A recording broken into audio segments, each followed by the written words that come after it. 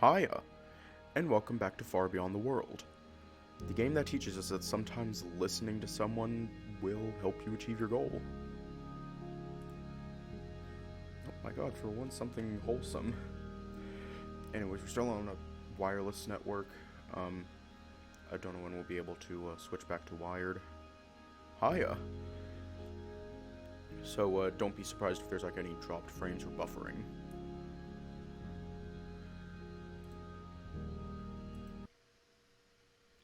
At first, I was brushing off those two old fatzos as nothing more than a comic relief or a distraction. At worst, they were just the typical entitled boomers, who used their familial relations to blackmail everyone into tolerance of their racist, outdated views. But now it seems they're more than just bigoted mouthpieces. They have real sway, and when it comes to politics, that's dangerous. Dangerous enough to make Vol completely messed up by fear. I seriously do not know what I woke up to, but whatever this is, I intend to see it through, no matter what. RANOK, Verissa, Cora, even Vol. Despite him not openly admitting that risk their lives for me, for what's right.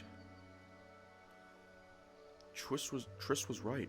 The young ones are different, and they seem to be the only hope for this tribe to move forward. Not even tribe, the entire forest.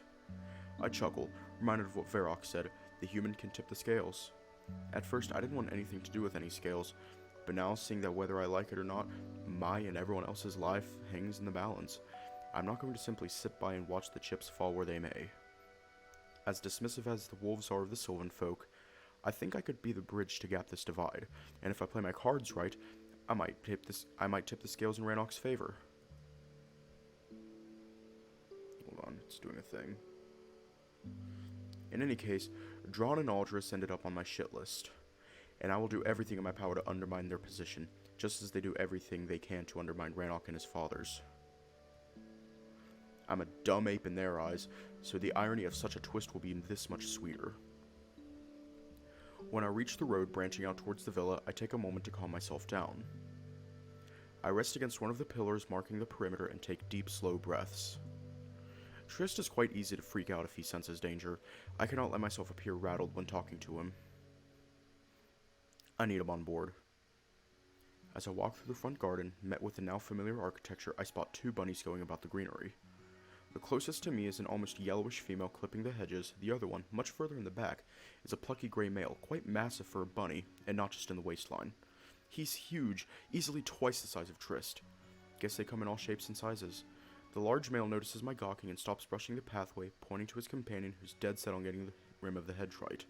"Yo, Leaf," he calls out. "There's a weirdo behind you. It's staring all creepy like." By the wild, it scared the crap out of me. The female nearly drops her clippers, grabbing them at the last moment and holding tight as one would hold a dagger. I'm not sure if she intends to use it to defend herself, or it's just her natural reaction to being startled, so I raise my hands in a calming manner. I show her I have no weapon, and the female rolls her eyes in annoyance. Ugh, great, someone misplaced a freak. "Yo, vacant face, what you want?" She speaks with that now familiar Neanderthal speech. This will never stop being annoying. "Trist," I utter plainly, trying not to give away that I can understand them. The girl blinks almost as if it was the last name she'd expect to hear. "Trist? The fuck you want with Trist?" "Oi, Bramble, the freak wants to speak with Trist." It really is nice. She calls out to her chubby friend and the giant scoffs in amusement. "Trist? That'll be the first. Who's to say Trist wants to speak with it?" "I don't know, this one's kind of fancy looking." She waves her clippers in my direction, and I feel rather uncomfortable having a sharp blade aimed at me so casually. Wouldn't want to piss off whoever's leash is attached to the other end of that collar. I swear to God, I can't speak English. Ugh, let me fetch him.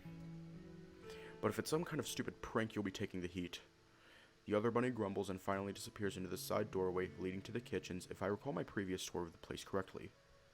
Yeah. At least you're not saddled with the freak. The female huffs and returns to tending the hedges. Having nothing else to do, I simply hang around, watching her work from time to time. She's oddly diligent, making sure the edge is just right. I'm not sure why. The chief doesn't seem to like the sort that would be this bothered. "What are you looking at, vacant face?" She sneers in my direction, and I cannot help but chuckle at how flustered I make her. This seems to only fuel her annoyance, and she finally straightens up. "Oh, it's funny, is it? How about I take this trimmer and shove it so far up your—" "Hey, Leaf, what's up?"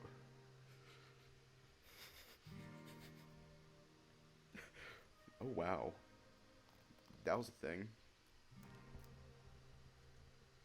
Trist's arrival prevents any possible spat, and I smile at the bunny kindly. This freaking weirdo is up and about. Oh, it's fine. He's RANOK's new ward. RANOK.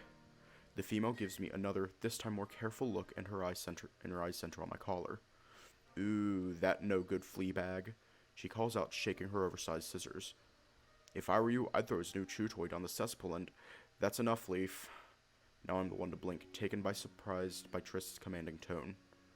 After Lady dismissed you, you've done nothing wrong, and I said enough. He repeats sternly, and the girl is as confused and shocked as I am. Didn't know Trist had this in him. What you're worried about? He's just a dumb oaf. We can speak freely. I won't repeat myself, Leaf. I think you've got some work to do. What's up with you, Grouchy? I was only having a bit of fun. Well, I'm in no mood. Now get back to work before you earn yourself 2 additional hours in the scullery. The scullery? Leaf calls out in complete outrage. Who do you think you are? You're still yapping. Make it 3 hours if I hear another word. And with that threat, she finally goes quiet, although her mouth is still wide open. Damn, I guess Trist is not just anybody around here. He's quite bossy. Not that it's any surprise. In retrospect, it does make sense. Once Leaf's surprise subsides, the female leaves us, marching in a rather aggravated fashion towards the other end of the garden. Come, let's get under the peristyle so that we're more shielded from the prying eyes. He invites me to follow, and we move to the side, where the nice colonnaded roofing covers a path adjacent to the kitchen's wall. Here should be good enough. Trist nods with satisfaction after his ears did a nice radar-like sweep of all cardinal directions. I see her bossing everyone around. I mutter in amusement, causing him to shrug. They're a bunch of rabbits without a warren. They need some semblance of hierarchy, otherwise all goes to shit. Besides, disorganized, we're just an easier prey for those wolves. Spoken like a true leader. Trist puts a hand on my shoulder and leans out, looking at Leaf staring us down from afar. Try whispering and exaggerate your gestures a bit so it looks like you're struggling to communicate with me. Can't we just go somewhere secluded? That would look even more suspicious. I guess. I nod reluctantly. Something's telling me he's just being careful not to appear in cahoots with me. Whatever's the case, I'm not going to be difficult, so I decide to pull off my best Italian hand impersonation. Good enough? I ask, flapping my hands around like a politician at a rally. Yeah, tone it down a little. He grimaces teasingly. Shittiest spy and actor this side of the world. Never claimed to be either. Or the best one if this is just a rouse. I roll my eyes, even though it's obvious his tone is playful. He casts another careful gaze towards his friend, and I decide to do the same, but the female is hard at work. Hope she didn't mistreat you. Despite her name, she's more like a thorn. Very keen to prick. I chuckle at his words and shrug. Perhaps a little, but I'm happy to forget about it. After all, knowing what you guys go through, I realize it's not personal. It's just misplaced anger. He smiles, nodding. She's a good person at heart, but being in our situation, that heart has to be pretty well fortified. What are you doing here anyway? No one sent for you. I know, but I'm running an errand for, well, RANOK. He's not back yet, not until the evening at least. He narrows his eyes, getting slightly wary. Well, that's the thing. I want to cook something for him as a welcoming gift. Ha, you are upping your ward game. Trist finally laughs, giving me one of his more genuine smiles. I guess I can now understand why I got the boot. It's not funny, not to me at least. I mumble awkwardly, not keen to revisit the subject every time we meet. I really am sorry about that. Dude, I'm the one who got kicked out. Don't be sorry on my behalf, okay? The rabbit pats my shoulder energetically, and I have to concede. You're right. So, what do you need? I need broth, mustard, sage, and some dried apples. He listens carefully as I try to recall the ingredients, his expression shifting from confusion to a very mocking smirk. I thought you wanted to welcome him home. If you want to kill the wolf, just brew some wolfsbane and be done with it. Yeah, no. I chuckle but get thrown off immediately by how quickly he mentioned the poisonous plant. Wait, what? It's a joke. Trist reassures me, laughing at my bewildered expression, and quickly dismisses the whole exchange. Broth will be easy. We've just cooked some beef, so there's plenty around in the vats. Sage, apples, and mustard should be in the pantry. Anything else? Some cream? Yeah, all doable. I'll take you to the kitchens, but the pantry you'll have to visit yourself. I don't want to be caught going through the stores. What? Why? The housekeeper is going through the stock, and he's been up in my business all morning. He pauses awkwardly, looking around while his ears scan the opposite directions. I have a bad history with him. There were some discrepancies with the smoking leaf and wine. Trist, you rascal, didn't take you for a pincher. I laugh, but he doesn't find it funny. I am not.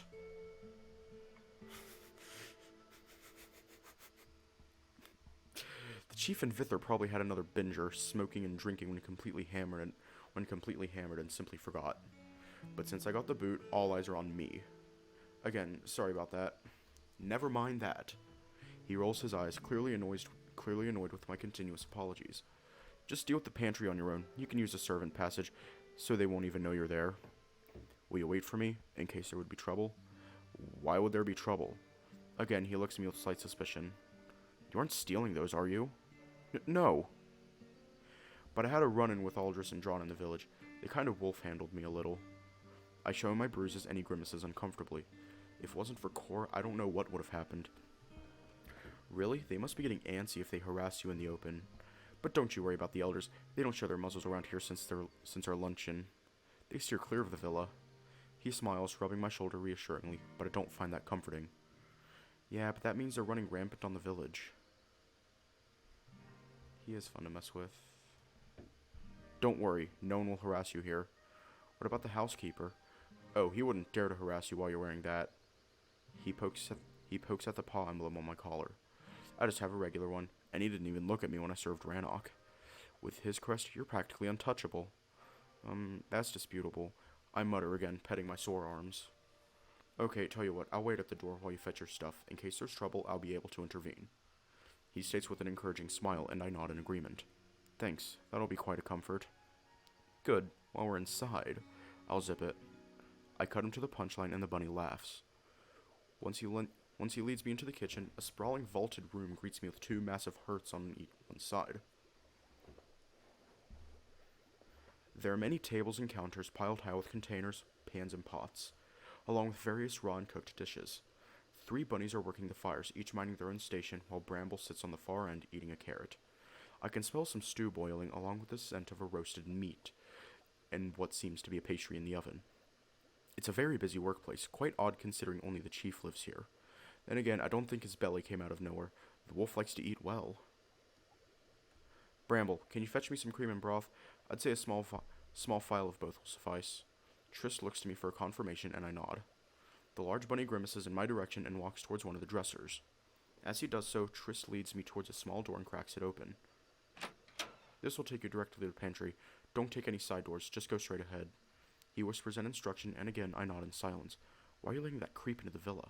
Mind your own business, or I'll have you clean the cloaca for the next week. I hear Trist's warning as the doors close behind me. The dimly lit corridor is quite windy, and I can see 3 sets of doors to my left, most likely leading to various parts of the complex.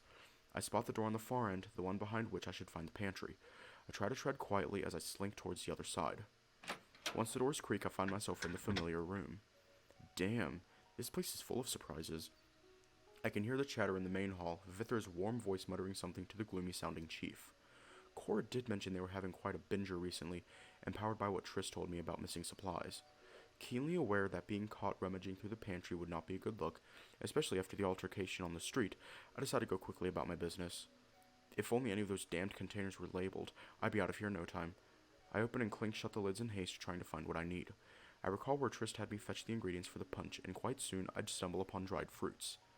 Oranges, peaches, I think, pears, apples. 1 down, 2 to go. Mustard will be a no-brainer, and although I don't know what sage should look like, I have a strong enough recollection of what stuffing smells like to be able to find the herb, regardless of its form. Nope, not this one. Nope. I cast a curious gaze towards the door, hearing the muffled conversation, but decide to keep focused on my task. Nope, another jar filled with unknown liquid. What's this? I flipped the lid over to shut it just as fast. Yuck, what the fuck is this godforsaken concoction? It smells like rotten fish. Just kill me if you're going to feed this to me. Stuff of nightmares should not have a place in a pantry. Nope, nope, nope. Not here, not in this one, and this one. Bingo. Mustard. Oof, and by the smell of it, the strong kind. So it comes down to sage. As I rummage through the shelves, I cannot help but overhear their oddly hushed voices, and as much as I want to be out of here, I decide to have a quick peek. I approach the doors and push them ever so gently to have a slither of a glimpse into the great hall. The chief and Vither sit at their usual spots, drinking wine and talking away. They seem to be quite inebriated, judging by their sluggish speech and very ungraceful movements. I love that boy with all my heart. He's all I got left. He reminds me so much of her. She's gone, friend. You cannot keep wasting money trying to track her down. Ranok's mother? She's not dead? Sometimes I think it was all a mistake. I should have left with her. You did what any wolf should. You put the tribe above personal wants. And what for? His voice is strained, almost breaking. You would have done a better job than I. You would have been a great chief.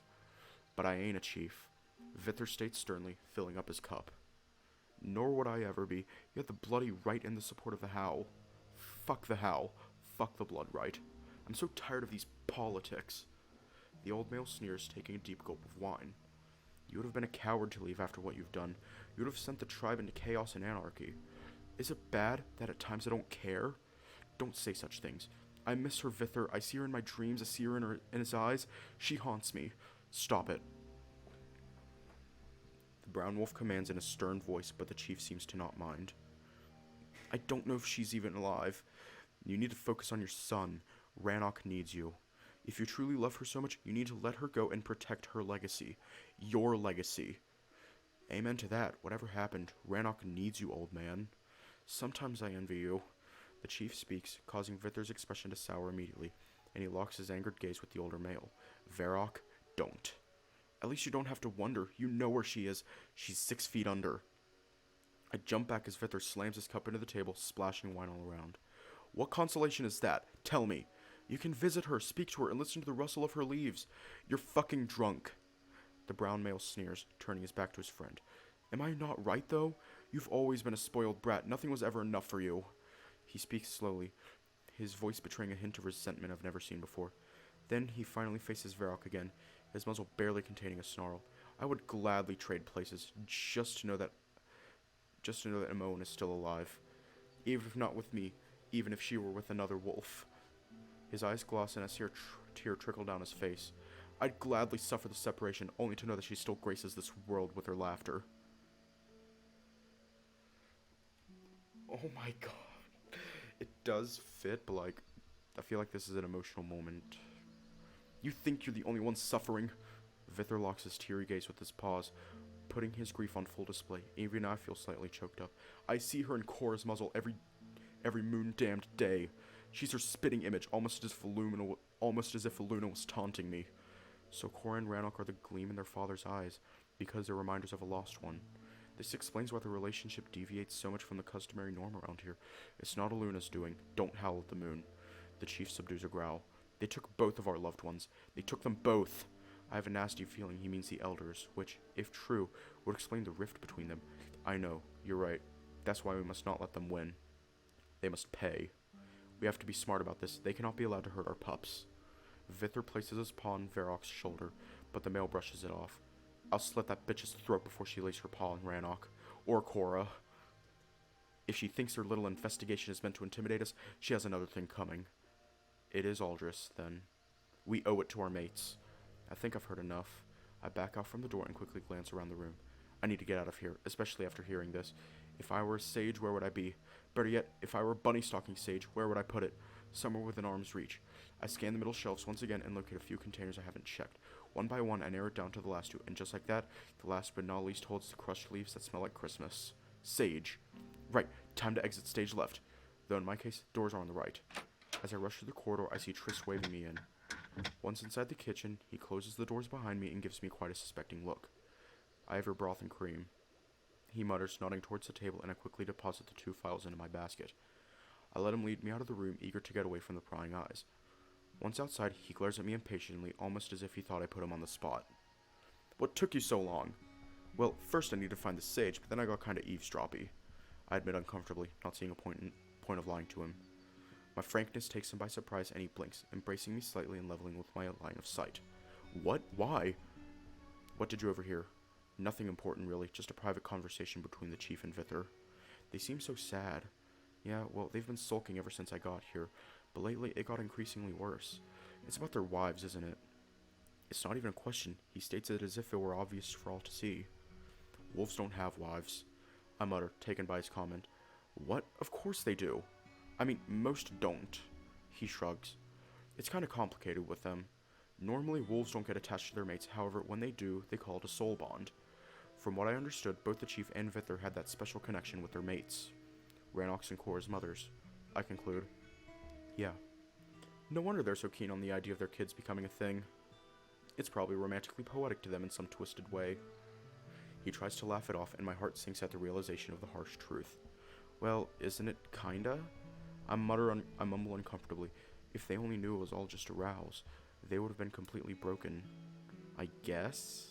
Trist concedes indifferently, but I cannot help but linger on the matter. I can't imagine the disappointment when it'll fall apart. No way. He waves at me dismissively. RANOK and Korra are very keen on each other. They're practically like conjoined twins.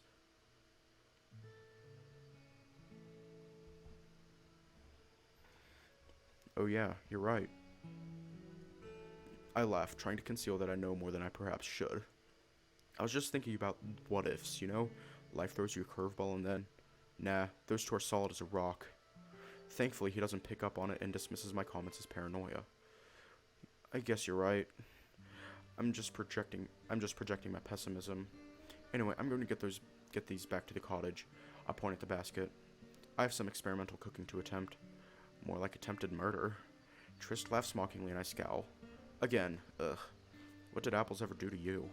Fuck you, Trist. I'd fuck me alright.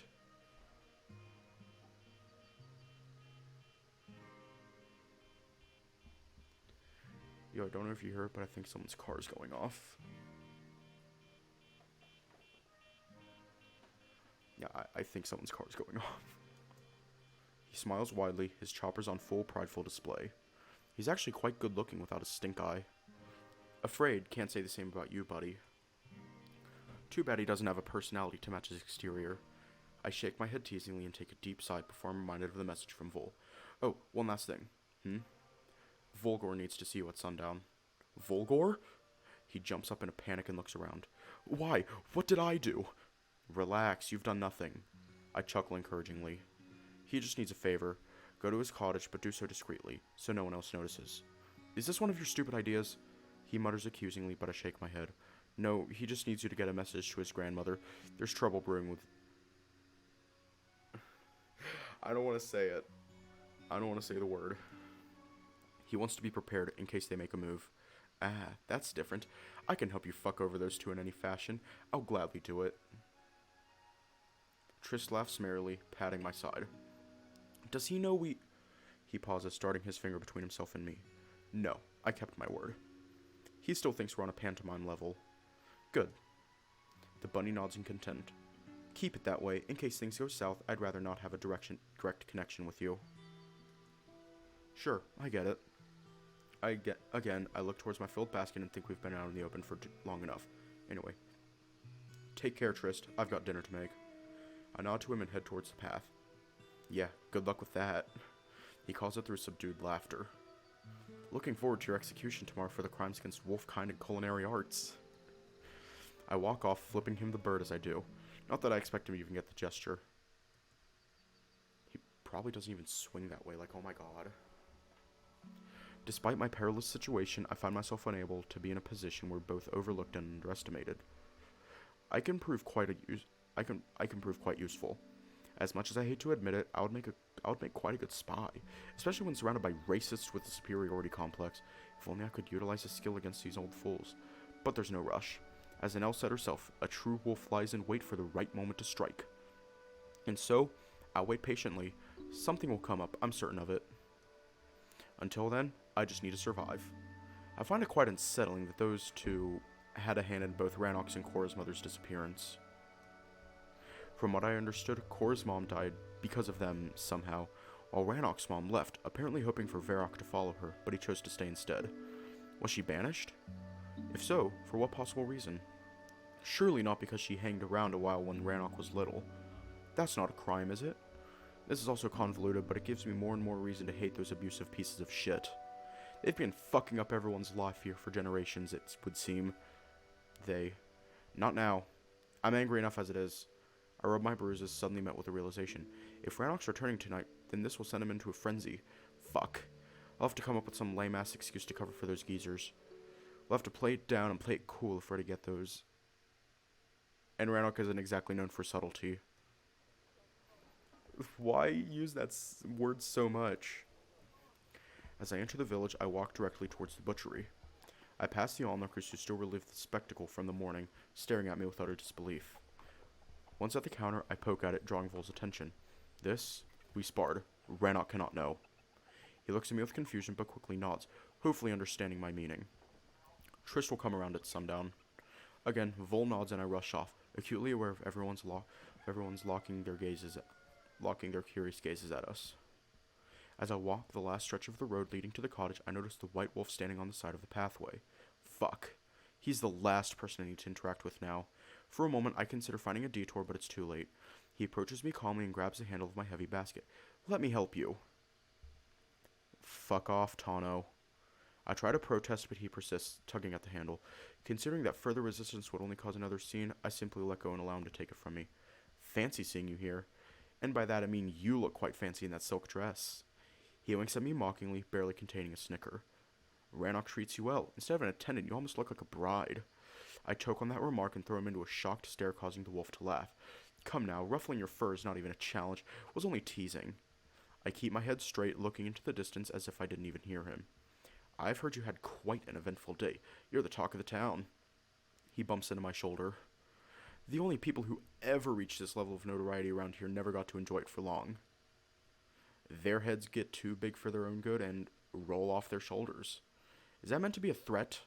Still silent, I see. I guess RANOK's choice in words was always a bit peculiar. In spite of his penetrating stare, I feel more anxious than I should, as if another set of eyes kept drilling into me. I look back and I see the same hooded figure in the distance. I recognize him. That wolf has been following my every move around the village for the past few days. My heart races and Tano's eyes center on me, clearly picking up on my distress. He wastes no time and locates the cause of my sudden anxiety. That's Andalt, and you're right to be afraid. He's a bit of a creep, even by my standards. Oh my god. The white wolf utters an oddly comforting tone. I'd advise you to stay away from him, and I mean that with complete sincerity. I look to him with a slightly risen brow. Yes, I know they told you the same about me, but trust me, Andalt was always a little unhinged, and since our shaman passed away, he's been acting out more than usual. Bro, fuck Kyrix. Seriously, just fuck Kyrix. That god-awful piece of shit. Also, he has it out for Verissa, so if I were you, I'd keep my affiliation with her on down low, and have my wits about me. I narrow my eyes, clear distrust painted across my face. It's not a trap, kid. If I wanted you harmed, I'd already rat you out for speaking our language and faking your injury. I cannot hide my shock at his bluntness. Don't act so surprised. Surely you knew I knew. You're not a good actor. Ugh, your mute performance grows weary. I can see I pretty much exhausted his patience and decided to drop my act. After all, he pretty much called my bluff to my face, and aggravating him further would only worsens my situation. What do you want? Tano feigns an exaggerated gasp. It speaks! Sorry, I couldn't help it. He chuckles it off. Stop fucking around, you can get me killed. Relax, if I wanted you killed, you'd be dead already. I want you to stay safe. Our people really don't need another distraction right now. Well, it's too late for that. My safety depends on staying away from you. Look how that worked out. Your secret is safe with me. Not on your account, but the tribe's. I pull away from him slightly, not buying into his pretty words. He fooled me once already. He notices my distrust and sighs. My goals simply differ from RANOK's. That does not make me evil. Maybe, but that does make you an enemy. The white wolf gazes at me with slight surprise. That's a bit rash, don't you think? I raise my brow. There's a saying, choose your allies wisely, and your enemies more careful still. Believe me when I say this, you don't want me as your enemy. Well, you're no ally either, which makes me impartial, and that can be a whole deal more effective in solving your current predicament. He states plainly, but my defiant expression causes him to sigh. A fresh perspective devoid of any emotional biases might prove quite handy. What makes you think they're emotionally invested in me? Ha, who's trying to be deceitful now? I'm an otherkin, illegally smuggled into your village. Why would you care about me? I don't. He shrugs indifferently. True, it is worrisome that you speak our language, just as curious as your timely appearance here in the first place. But I'm willing to believe you and your amnesia story. Oh, and why is that? Again, you're not a good liar. The white wolf sighs, splaying his arms in defeat. And as much as I hate to admit it, RANOK is a good judge of character. If he says you're harmless, I'm willing to trust his instincts. Besides, we have bigger problems to deal with, and I really wouldn't like the Howl or the Elders wasting what precious little time we have left on this distraction. He brushes his paw dismissively in my direction. So, I would like us to come to an understanding. You will lay low, much, much lower than you did so far. And in turn, I will make sure that the more prospective eyes of our tribes are fixed elsewhere. And I'm supposed to trust you? As I said, I already have you in my paws. There's no trap here to be sprung. Do you have a habit of rolling in grass? He asks casually, throwing me off. What? There seems to be another weed stuck in your pin. I thought I got rid of the last one. I stop in my tracks, looking at him wide-eyed as he tries to reach for my dandelion. I swat his paw away at the last moment. It was you? I nearly exclaimed, to which he smiles with sadistic satisfaction. Temper, temper, someone might take notice. He looks around, causing me to do the same. Although no one's around to pay us any mind, I need to keep my cool. I take a deep breath, locking my hateful gaze in the distance. I cannot look at this fucker right now. Did it upset him? I bet it did. He utters in a sad tone, but a smirk betrays he's faking it. I want to wipe it off his smug muzzle. Let's go. Let's go.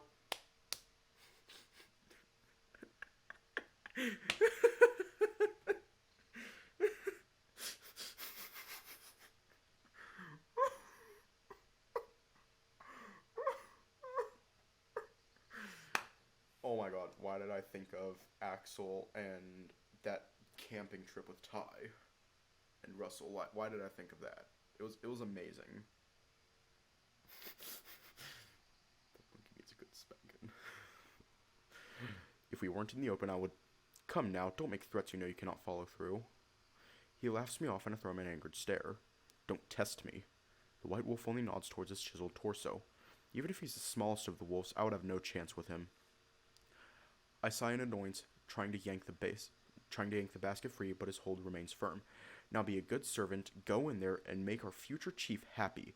Don't worry, everything will be fine, as long as you follow our lead. Our lead? Mine and theirs. Whatever crazy scheme Varissa and the gang cooked up to be rid of you, make sure it works. I will hold my peace. But if you fuck up again as you did with me, I will not hesitate to sell you out just to mitigate the damage. He says in a cold tone, and I'm not quite sure what to make of it. I'm just glad to see that we're almost at the cottage. Oh, and one last thing. I'd suggest you keep our little exchange in its conclusion just between us. RANOK and I are not exactly on speaking terms. He might take it the wrong way and overreact as he usually does. That would not be helpful for either of us. I hope my little demonstration at the feast proved what I mean. I hardly contain my anger at his smugness. You almost blew our cover. Yeah, almost. Lucky I did so when everyone was at their most distracted and the chief was away, huh? Fuck, he's smart. And evil. Remember. Hang on. Let me find it. Actually, I think I have a book image on here.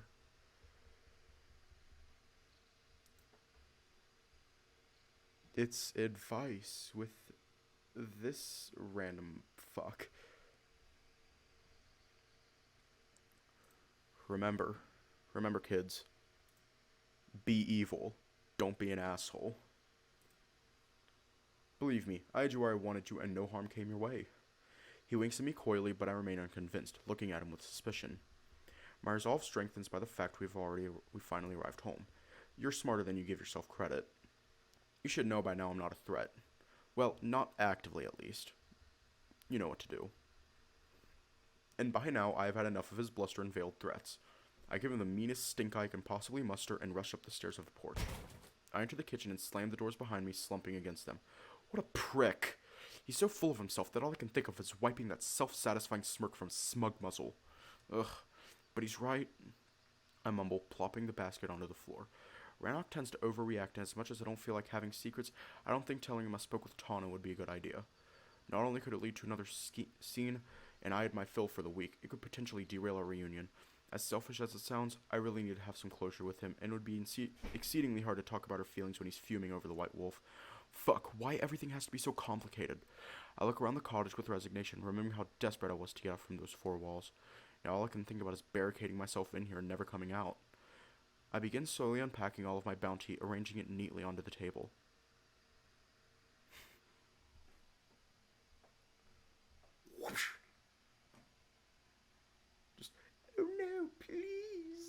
Don't hit me with the stick. Tano, I swear to God. We're gonna do more than stab you to death with a stick and then poke your body with it. We're going to make sure you're still alive, and we're going to shove that stick where the sun don't shine. Once I put away the basket, I work on the fire, getting it nice and hot. I look towards the window, trying to gauge the time of day. Sometime past noon, I suppose. From what Versa said, this probably won't take longer than an hour to prepare, so it might be too early for that. I guess RANOK wouldn't be back until 6 o'clock or so. I have time to kill. Between the idle browsing of the Avis guide, I set up the dried apples to soak and brew myself some mint in cold water. There's no tea nor coffee to indulge in, so herbs are the only alternative to water that isn't boozy. The mint helps me calm down a bit, as despite appearances, encounter with the elders did rattle me a little, not to mention Vol's poor ass handling of his own emotions. It was curious to see him project his fear into anger. Curious, but also unsettling. I don't think I could have imagined this male to be scared of anything. I guess scared is a wrong word. He was worried for his friends and himself. Still, as dismissive as I am of those old farts, they have more pull around here than I'd like to admit. Hopefully this little scuffle will slide by the sideway, but something tells me it's not going to happen. I could use some company to distract myself from worries, but as Versa said, everyone's preparing to welcome the missing pack. I wish I could help, but I suppose it's better I stay out of sight for a while. The only consolation is the fact I'll attend tonight's feast. That's definitely something I look forward to. As the blue sky outside slowly fades into hues of vibrant pink and purples, I begin to set up my cooking station. I place a metal grate on top of the frame holding the wood, creating an improvised stove. I follow Versa's instructions. I grab a skillet and melt a dollop of butter. Draining the apple slices, I drop them into the pan and fry until they're golden brown. The aroma is very reminiscent of an apple pie, and it instantly lifts up my mood, causing a wide smile on my face. Damn, this smells good. Once the apples are done and the butter slightly caramelized, I remove them onto a side plate. Gently, I take the 4 succulent pork fillets and drop them into the pan. They sizzle immediately, releasing pink juices into the butter, and the smell intensifies, shifting slightly from an apple pie towards a sweet barbecue. This starts to make me hungry. I make sure to sear the medallions evenly, including the edges, to trap as much of the juices inside as possible. No one likes dried meat. Okay, what was next? Add back the apples and pour in the broth. I follow the instructions, covering the fillets with stock, watching the satisfaction as it bubbles. Now a spoon of mustard and some sage. I fish out a generous dollop of the mustard, again enjoying its potent scent. This will go very well with the sausages. I could devour a nice dog.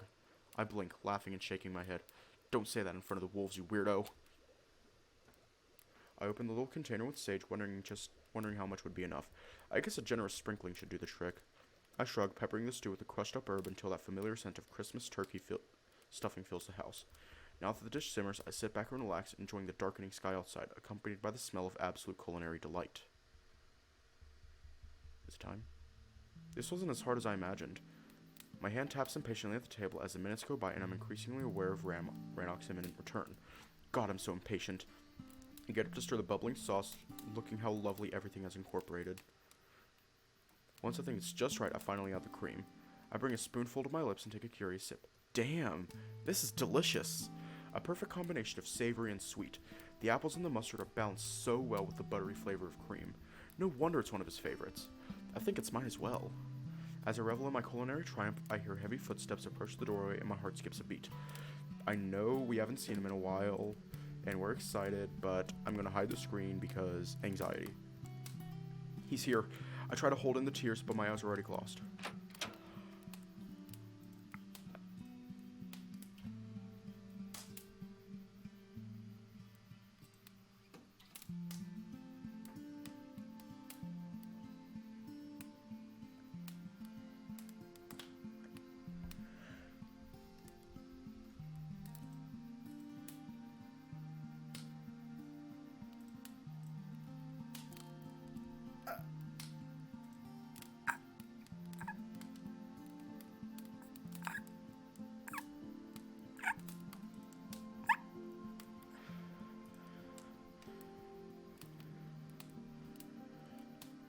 The doors crack open, and I see my wolf enter with an excited but slightly surprised expression. Salen? RANOK! I muttered through my trembling lips, still not believing he is really here, safe and unharmed. But unwilling to cause a scene, I muster all my strength and simply say the words I've been wanting to say for a long while. Welcome home.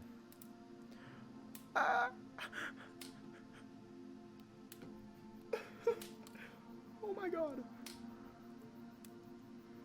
Okay, hang on. I'm like confused for a bit. Hang on, let me go to load. No, chapters. That's it. I'm gonna like see if we have to start the next one. Okay, so chapter 7.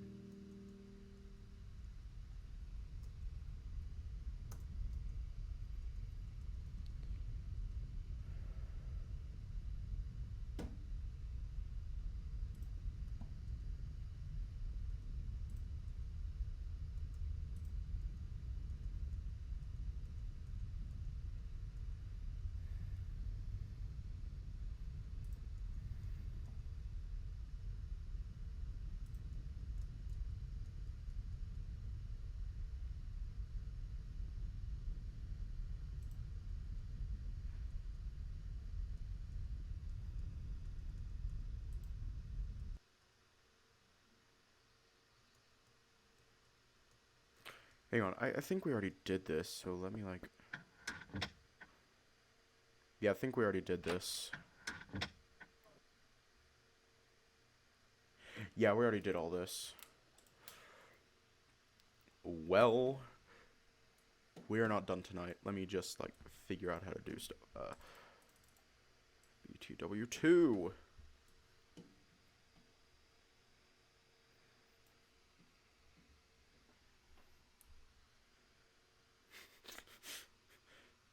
The fact that that is accurate is terrifying to me. Hey, yo. Oh, hey. And we're back.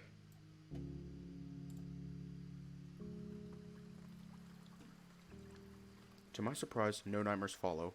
I have expected the whispers to be rubbing this in my face. Instead, I wake up shivering to a chilly, harsh morning and the sun doesn't shine. How fitting. After a grim exchange the previous night, the gray skies above reflect my mood perfectly. Although we're hidden deep inside a thicket shielded by the woodland canopy, I can see in the distance clearing droplets cascading down and splattering against the dirt. It's raining. It seems the last leg of our journey will be the most arduous, both on account of our soured moods but also the very unpleasant weather. It's much colder than any other day so far, and I assume it's because we're at the forest's edge. Verissa did say that Turnen had its own microclimate, and now I get to experience it firsthand, with the world at large firmly in the grips of winter winds. I've left for breakfast by the fire. The wolf pokes his head inside the tent, most likely hearing me stirring up from my sleep.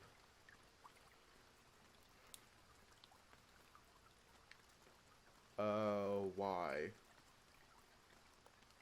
What's going on?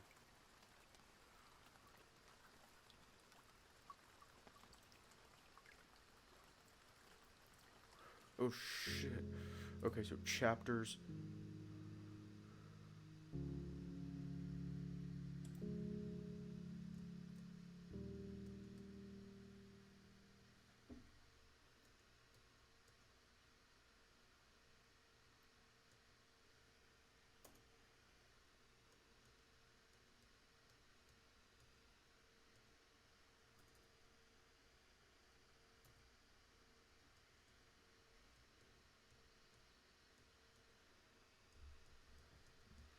We already did all this, so, let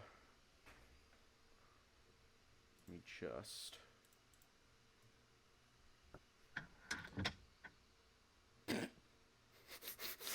Oh my god.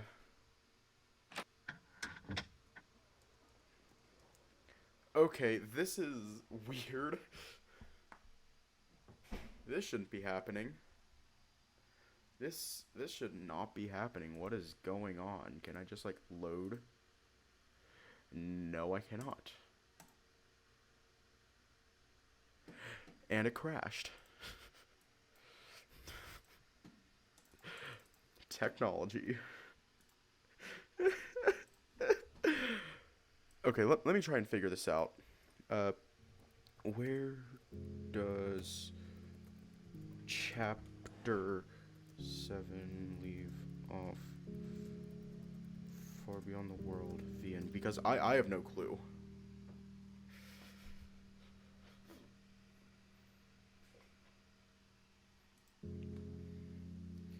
Okay. Okay, after a short maintenance break, please ignore the file name and ratio for the time being. We're still switching to news and be advised.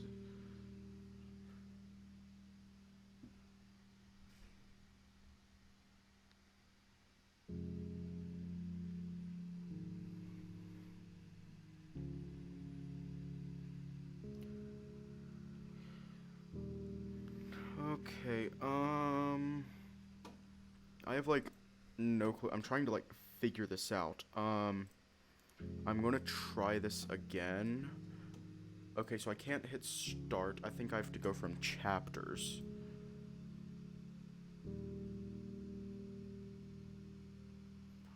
Click on latest release.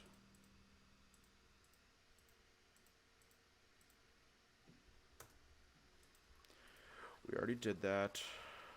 Well, we can't do that yet, but let's try and figure this out. Okay, so chapters. It'd be chapter 7.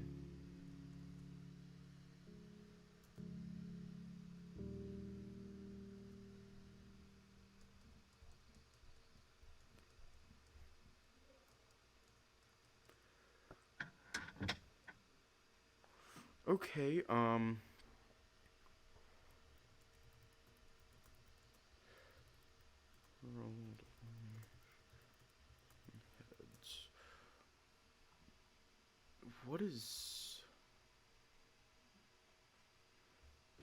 what is going on? Because I don't think this should be happening.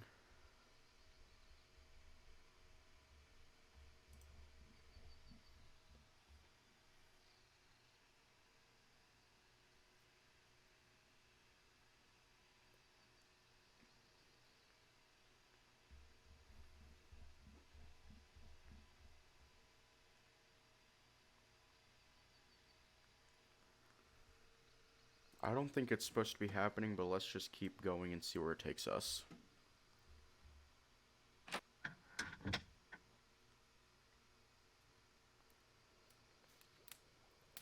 Okay, so Tybalt displays correctly.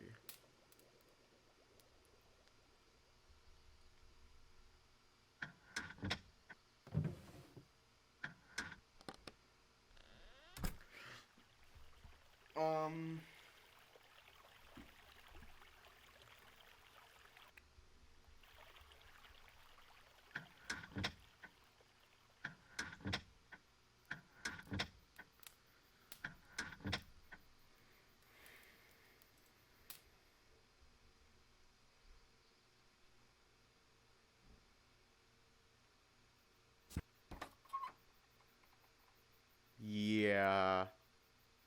This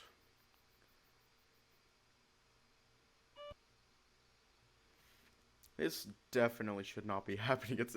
This is actually kind of funny. But this definitely should not be happening.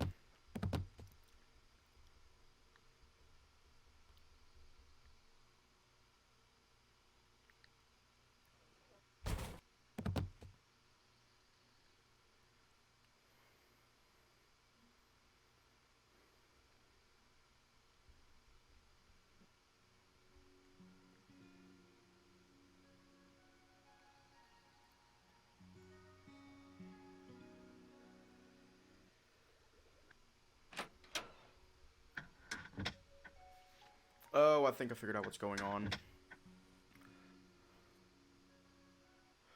Yeah, I think it's something to do with, what you call it. Okay, so we already did all this.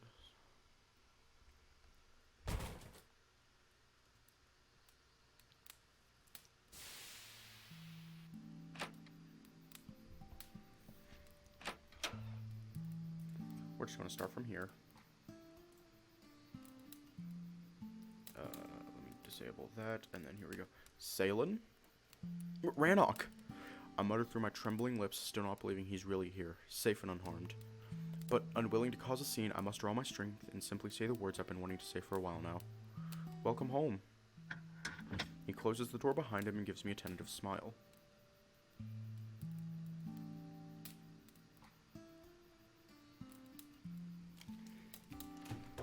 Nope. Not doing this. Nope. Nope. That is a giant nope for me. That is a giant nope for me. I do not need to see another wolf crying. I do not need to see another one crying in my life. His glossy eyes are matching mine, but before either of us breaks down in tears, he's already on me. I feel his longing evident I feel his longing evident in a tight embrace. He's holding me as if afraid that should he let go, I would disappear in a puff of smoke. Not that I mind, this is what I wanted all those days, to be held firm and secure in his arms.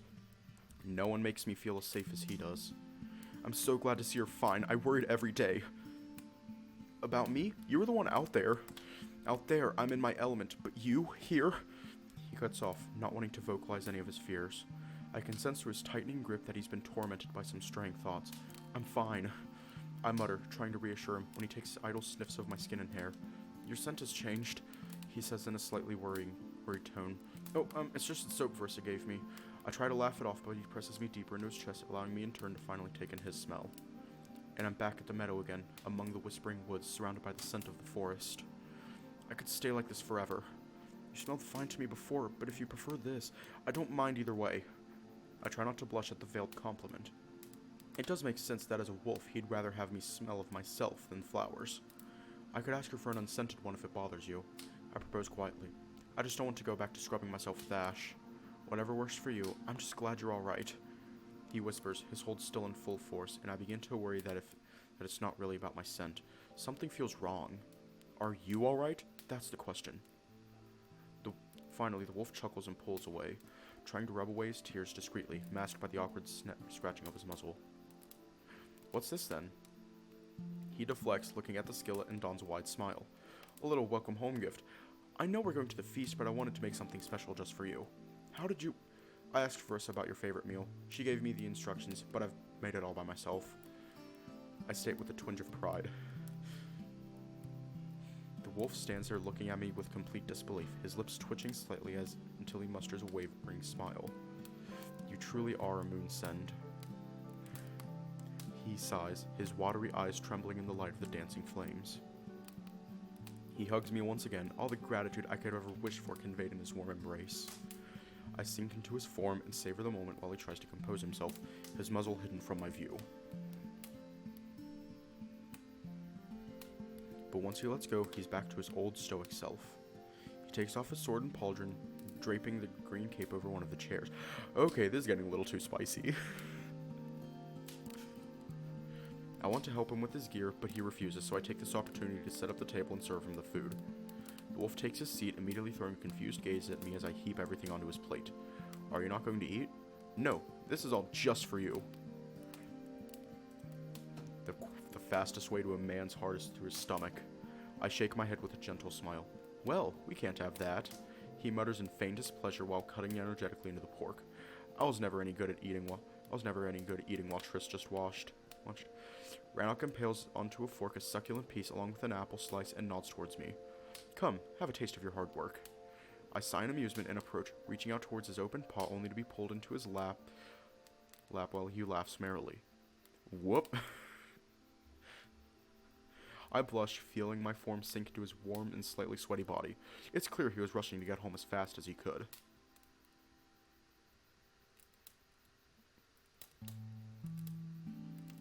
If I wasn't gay before, I am now. Each of his bulging muscles sends a shiver down my spine, and he knows it. But the complete KO comes when he brings the loaded fork towards my lips. I part them shyly and accept the food, hearing as his tail thumps intensify. Being fed like that, in his arms, my heart speeds up and I don't want this moment to end. Good, right? He murmurs as I chew slowly. The meal's indeed delicious, but I can't focus on it. I feel something expand, but...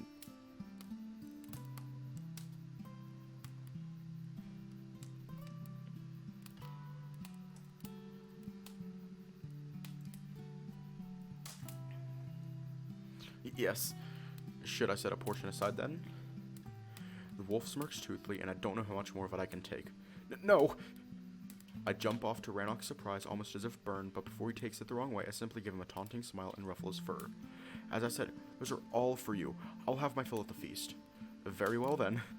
He chuckles and slaps my butt playfully. Skedaddle. Ooh! I yelp instinctively, running back to my seat like a flustered waitress, much to his delight. When I'm seated again, I glance at the barrel with an awkward expression. I would have served us for meal, but I don't know how to open the damn thing. If not that hard. The wolf speaks between the bites, getting up to his feet. I watch as he approaches the cupboard and retrieves a wooden hammer and a wedge, swallowing with a satisfying sigh. I see there's at least a gallon of moonshine here as well. You're settling into our little charade.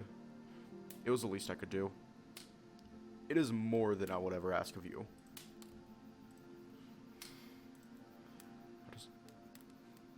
He replies, walking up to the barrel and placing the wedge at the rim of the lid. Good thing you don't have to ask then. With one swift stroke of the hammer, he frees the cap which rotates on its axis, splashing some ale around and causing us both to laugh. Damn!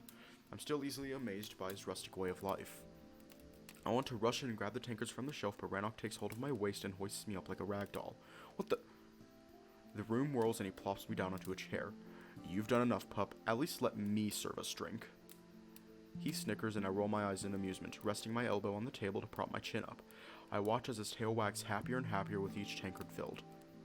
He brings them over and I grab my share, taking quick sip followed by a rather thirsty gulp. Not gonna lie, I missed this. The brew starts to grow on you? That and the meals together in general. The wolf's tail swishes again as he sits himself comfortably with a dreamy twinkle in his eyes. I can't believe you went through all this trouble. It was no trouble at all. In fact, I had more trouble staying alive without you. RANOK laughs and again looks at me with longing of 1,000 years. That I can believe. He finally shifts his focus to the meal, and I'm glad for it, as his penetrating stare does something to me. I feel butterflies and my heart tremors each time our gazes meet. I bet he can sense that, but thankfully he doesn't dwell on it and takes another big bite. It's delicious. I bet I've messed something up. I mumble awkwardly, taking an idle sip while he shakes his head. It's perfect. And even if you did, it would still be the best meal I had in ages. Oh, and why's that? I ask cheekily, to which he only replies with that disarming smirk. Because you've made it. Again, those shining emeralds pierce right through me, and I'm becoming increasingly flushed. He knows it too. His tail's happy tapping betrays it, and he continues to drill his gaze into me, raising slightly one of his eyebrows. As much as I enjoy his advances, we still haven't had a chance to talk about, well, us, so I get slightly anxious. I rub my arms and unwillingly draw his attention to them. His loving gaze suddenly shifts when he notices the bruises, and just like that, the humor is sucked out of him. Did Vol do that? I'm not sure if it's just a blind guess or if he's suspecting something, but I decided to cut this in its crib with a nervous chuckle. Before you jump to any conclusions, those are from a friendly spar, nothing else. A spar. He sounds unconvinced, and I wave my hand at him teasingly. Now you sound like Verissa. It was a spar. I wanted Vol to show me a few things, just for fun. And he did? Again, doubt is clearly visible on his muzzle. Why wouldn't he? Because Vol's idea of fun is gutting a boar and knocking someone's teeth out. I really can't see him sparring with you for fun. Oh, we did the boar gutting alright. Don't worry about that. Thankfully no one's teeth needed to be knocked out. I laugh, masking my anxiety behind another sip, and it seems I threw him off. So you worked at the butchery? Mm-hmm. And you're okay? Of course. It was quite fun. He showed me how sausages are made. Huh. Who would have thought?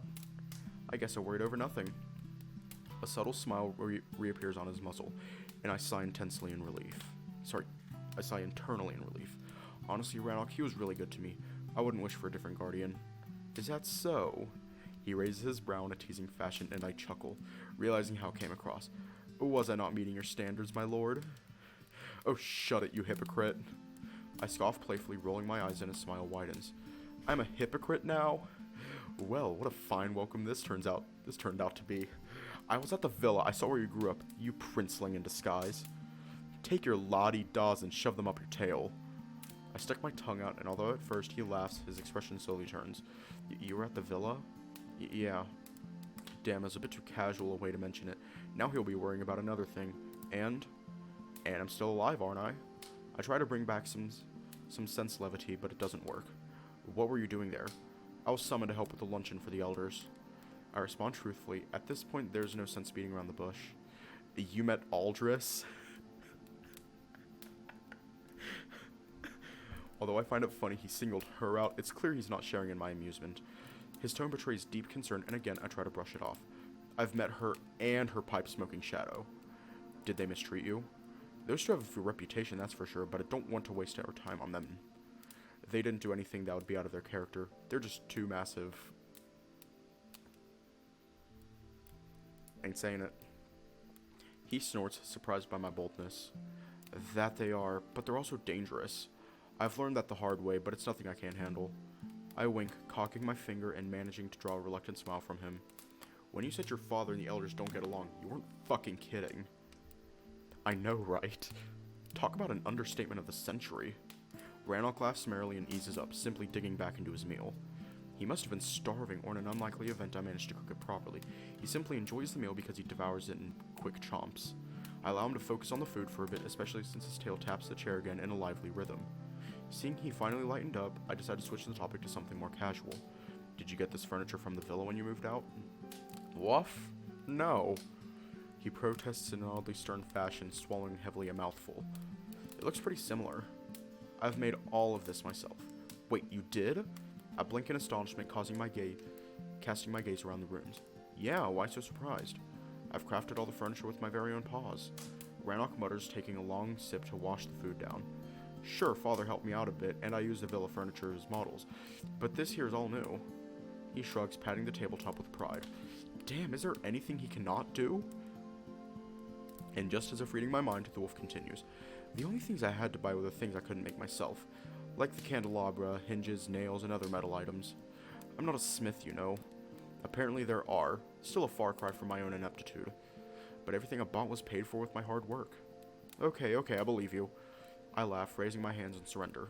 You really do make a show of how self-made you are. Well, I have to. He shrugs again, cutting into one of the last remaining pieces of meat. I don't want other wolves to think I'm a spoiled brat resting on his father's laurels. Literally. I tease, mimicking the chief's wreath in my hands. But trust me, you're far from it. Everyone can see how independent you are. He smiles, hungrily swallowing the last bit of pork and lifting the plate up. To my surprise, he starts licking it in long, slow laps of his tongue, releasing satisfied groans in between. I blush, both at the complete compliment of a plate licked clean, but also at the sight of his tongue in action and his rather provocative moans. This time I want... God damn it, Salem. I try to look away, allowing him to finish in peace. Once he's done, he puts the plate down and gives me a tender smile. Thank you. This was unexpected.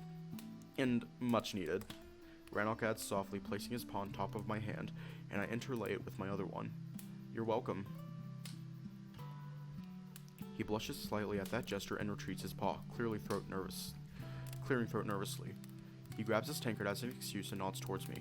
I take hold of my mug and we clink them merrily, taking a deep gulp. The wolf reclines and I look towards the darkening sky outside. Despite being in an obviously good mood, he frowns again. I'm sorry you had to endure Aldris and Drawn on your own. I wish I were there to protect you. I think it's a good thing I was on my own. You and me in one room with those abusive assholes, we'd be discovered in a blink of an eye. I snort and he smirks, looking at me coyly. Heh, I guess. You've changed quite a bit over the course of a week. You're more confident. I like it. He nods with satisfaction and takes a sip of ale. I guess this new reality is finally sinking in, plus I had to rely on myself a little bit more. I specifically asked Vol to take care of you. The wolf mutters, betraying a hint of disappointment which I don't allow to linger. And he did, but he also made me more self-reliant without any coddling. Coddling? He nearly spits his brew as he chokes on my remark. Now you definitely sound like Vol. He's not wrong, though. I appreciate everything you do for me, I really do.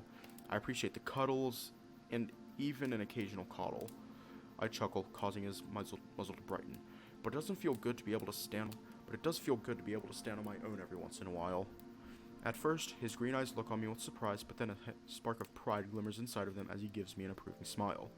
I left a small trembling boy and returned to find a confident young man. Seems the time apart did us both some good. I'll drink to that. I feign a toast, and we clink the tankards once again. Speaking of time apart, I mutter reluctantly as he takes a sip. Did you arrive at any conclusion regarding us? My skin gets hotter and hotter as I realize how awkward it sounds. I did. The Grey Wolf states plainly. But I think it's a conversation that requires a time and place, neither of which are suitable right now. Oh, he's going to deflect again, isn't he? We have a feast to attend to, and... He pauses, his somewhat unsettled gaze darting into the distance. There will be a few urgent matters to discuss, but once all of that is done, we will have a long, honest conversation which you deserve. You promise? I don't try to hide a twinge of doubt in my voice. I swear it on my moonstone. He tugs at the glimmering pendant, emptying his mug in one go and standing up. Come, time to go. The sooner we deal with this, the sooner we can have that one-to-one. I nod, smiling, and get up to my feet. As I empty my own tankard, RANOK's gaze darts to my waistline for a moment, and the wolf looks back to me with quite a confused expression. Is that Cora's purse? Oh yeah. I mutter awkwardly, patting the pouch. She regifted it to me. I hope you don't mind. No, I didn't know she didn't like it. The wolf's voice wavers a little, and his ears slump slightly. It's clear he's a bit saddened by this. I'm sure she loved it. I try to comfort him. She just didn't have a use for it. As it happened, I nearly lost one of Vol's tokens, so it was a solution to my lack of pockets. I really needed something to carry things in.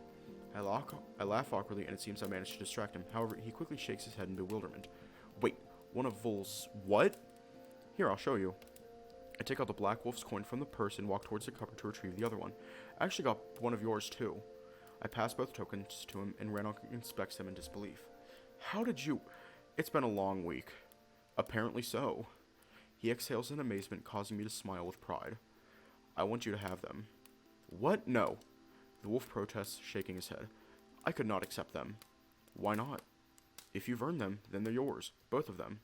He states plainly, and I just scoff in amusement. True, but I can gift them to you. And I can refuse to accept, can't I? The wolf smirks playfully, and I'm getting slightly confused. He notices that and sighs, placing upon my shoulder and looking deep into my eyes with a proud smile on his muzzle. I appreciate the gesture, I do. You have no idea how happy it makes me to see you flourish like this. You almost sound surprised. I tease, and he nods in equal jest. In a good sense, but I am. It's good to see you stand on your own feet.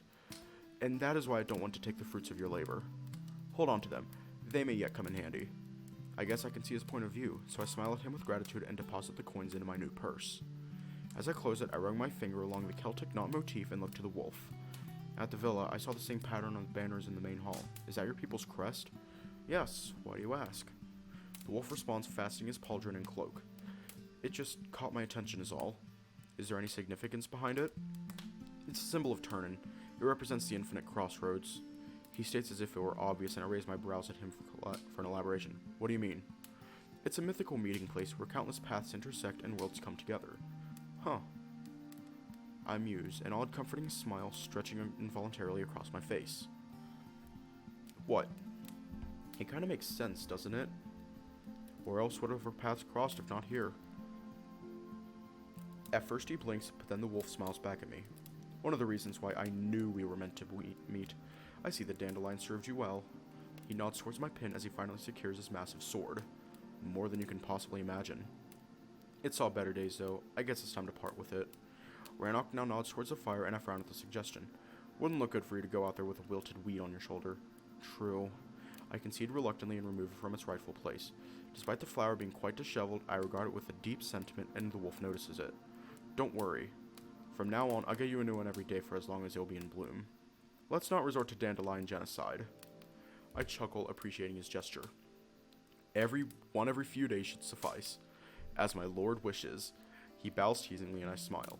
I toss the flower into the hearth, watching as it instantly evaporates in the fire. Come. His paw invites me towards the door while he douses the flame with water.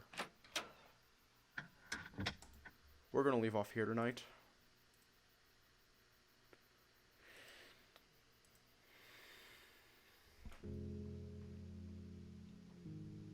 Oh my god. Oh my god.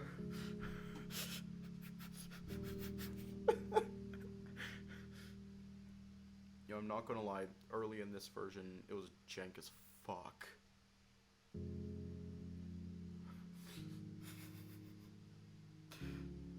Oh no, it's just embodied heads.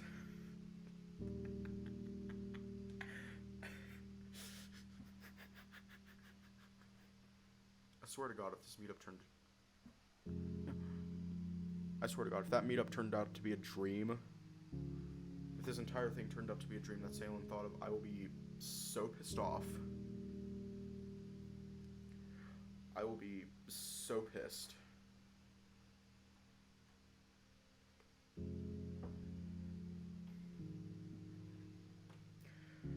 Anyways, I'm gonna head off. I had an idea involving Verissa, like a TikTok idea involving Verissa, so I'm gonna hop off. Stay safe, have a good night, and I'll see y'all tomorrow.